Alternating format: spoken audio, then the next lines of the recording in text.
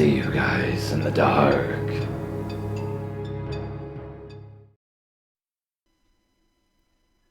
The words "I went to jail" are somewhat jarring to some at first. The looks, the shocks, the comments. You don't look like someone who went to prison.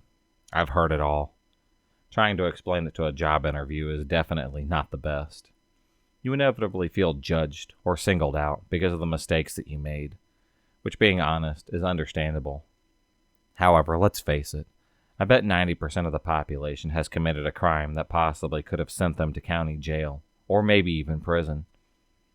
How many have driven after a few drinks when they shouldn't have?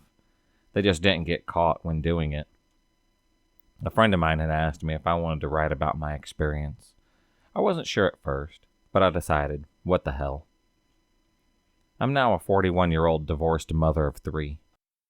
At the time the crime was committed, I was married to my high school boyfriend for nearly 16 years. The 16 years that I was married, I was in an abusive relationship.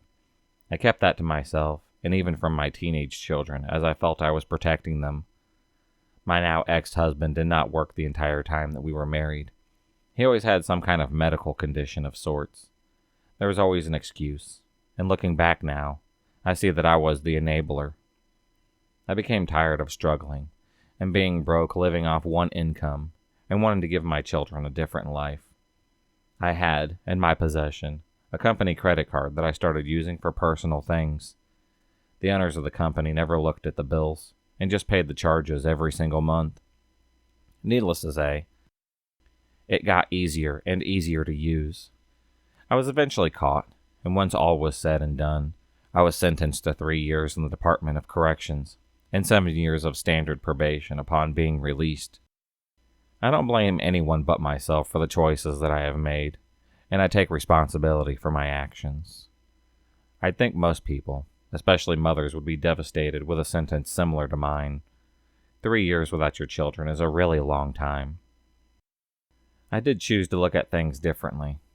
Once I got past the shock and despair, I decided to use this to my benefit. About 6 months before I was convicted, I finally got out of my abusive marriage. My children went to go stay with my parents while I served my sentence. Now, county jail. There's not words in my vocabulary to describe county jail. They handcuff and shackle you everywhere that you are transported. I suppose that this was to be anticipated. After all, I was a criminal. The best part was when they'd take several women at once to be stripped out. I cannot tell you enough how thoroughly enlightening it is to strip butt naked in front of other women you don't know, only to be asked to squat and cough to ensure that you haven't shoved any contraband up your crevices. You no longer go to the bathroom or shower in private. Everything is shared and opened up with other females. If you had to go to the bathroom, you did it with someone on a toilet across from you, someone who is likely staring at you as you take care of business. When you showered, you did so in a shared shower with usually 6 to 8 other women. I have seen things that have quite possibly left permanent scars. As for what they feed you, they're not lying when you hear people talk about slop. It's literally slop. It looks more like dog food than anything edible to a human being. I was fortunate enough to be able to shop at their store every single week, and literally lived off a tuna fish and tortillas. As a special treat, I'd sometimes purchase a soda and a bag of chips. I got through this about 5 months before I was transferred to prison. Prison is nothing like Orange is the New Black. There are relationships and corruption, obviously, because that is anywhere, but you don't see hot lesbians having sex in the bathroom. While there are many similarities, there surely was no red in the kitchen with a large butcher knife. Even more so, none of us looked even half as good, because makeup was not a common thing lying around our cells. Our hairs were required to be kept in a ponytail at all times. Our shirts were to be tucked in when we were out of our cells. Prison was definitely better than county, but still it was no picnic. I had an outside job where I was actually able to leave the prison on a bus every morning, work a prison job, and then return to the prison at the end of the day. This definitely made my time more bearable. The thrilling highlight, of course, was once again when I'd return to prison each night. I'd do the strip, squat, and cough routine 5 times a day. To this day, I still don't hear the words strip, cough, or squat without horrifying memories and the smell of the latex gloves. However, honestly speaking, after peeing and pooping and showering in public, this is no longer matters to me. I became jaded. Being naked and asked to squat and cough became a new normal. I lost all of my shyness real quick. Prison provided better meals. Nothing gourmet, but definitely better than county. They provided actual private showers. That is, if you got past the little window just in case a guard wanted to make sure that there was not two of you in there. I did have a toilet in my room, so unless my bunkie was on the bed next to the toilet, I could usually go to the bathroom in peace. Despite all the scary things that I have seen, and time away from my children, getting caught and going to prison was the best thing that happened to me at this point in my life. I've always believed in the saying, everything happens for a reason, and even more so, at a certain time or season of your life.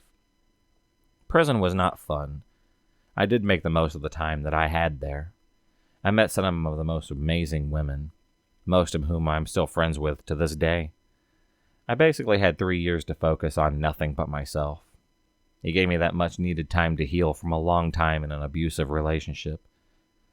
Abusive relationships are incredibly difficult to recover from, as there are so many emotional pains and scars. It takes a long time for someone to heal, recover, and believe that they are beautiful and worthy of loving again. I had the time to come to that realization. My kids came to see me every other weekend, and we ended up having a much better relationship than we ever had before. We all became closer and more honest with each other. It had opened our eyes to the damages of the relationship, and what can happen if you let money rule your world. I walked and exercised as much as possible.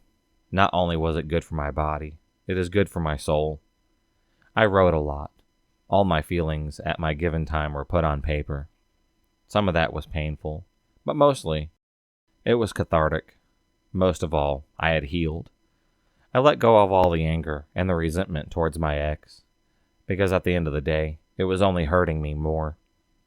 He couldn't have cared less about how I felt, whether I was angry or not. So I just let it all go. I came out of prison happier than I'd ever been in my life. I refocused my direction on my children and moving forward. I'm still working for the same company that I did as an inmate.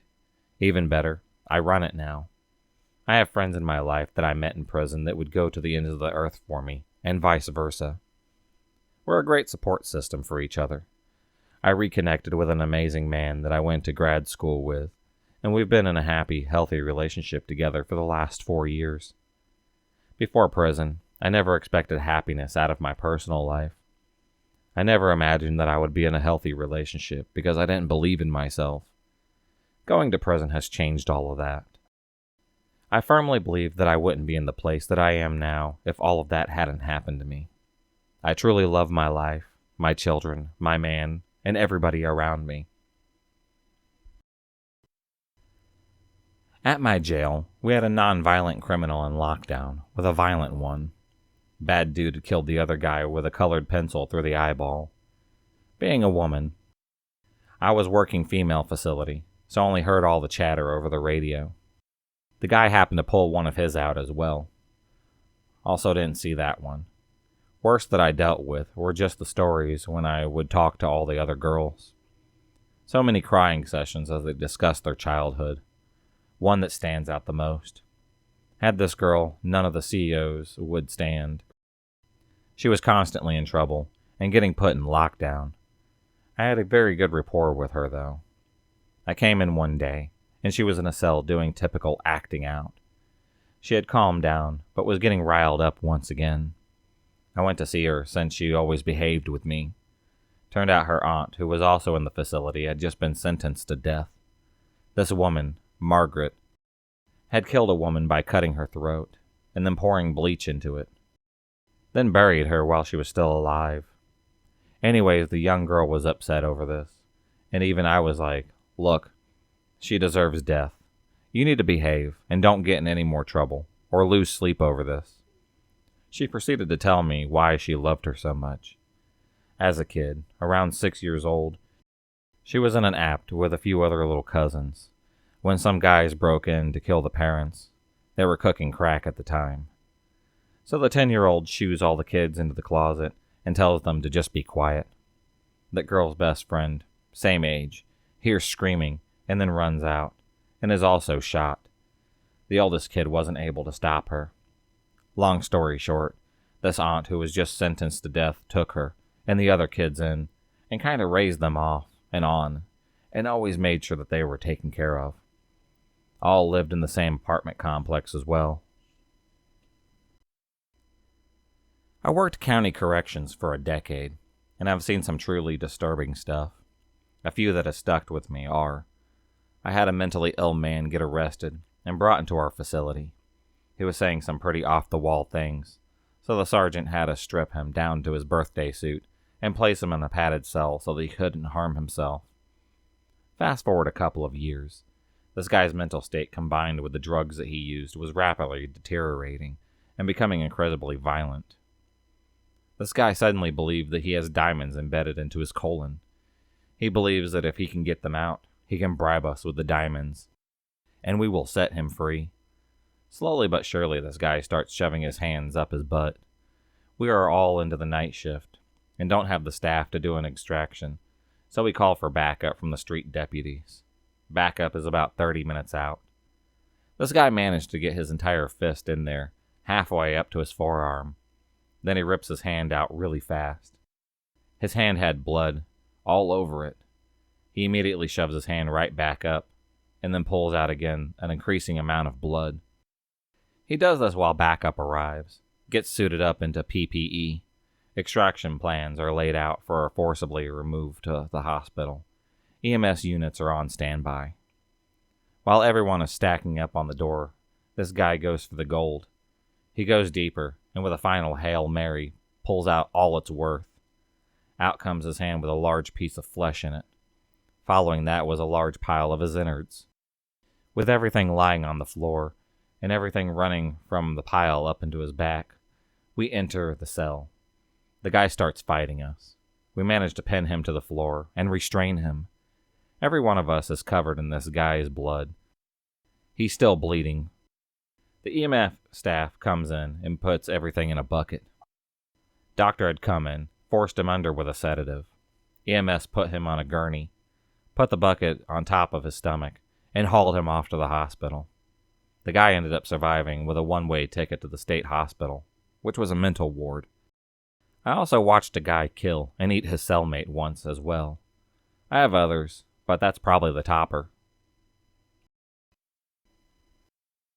The first fight that I responded to was a stabbing. Trying to contain that situation with nothing more than OC spray and gloves was a pretty grim welcoming to corrections. I try not to look at their charges because I find it hard to treat them the same after I find out that they're a violent sex offender.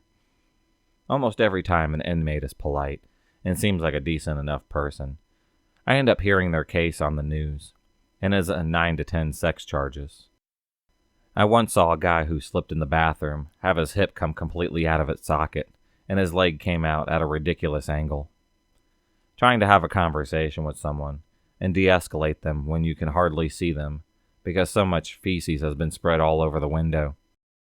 During a strip search, an inmate used his hands to make his butt cheeks say, "Excuse me, sir, but do you have a breath mint?" But by far the most disturbing thing is the complete lack of accountability. 90% of these guys have convinced themselves that they are the victims and have done no wrong, never accountable for anything, and have a sense of entitlement that is more frustrating than anything to deal with than any other aspect of my job.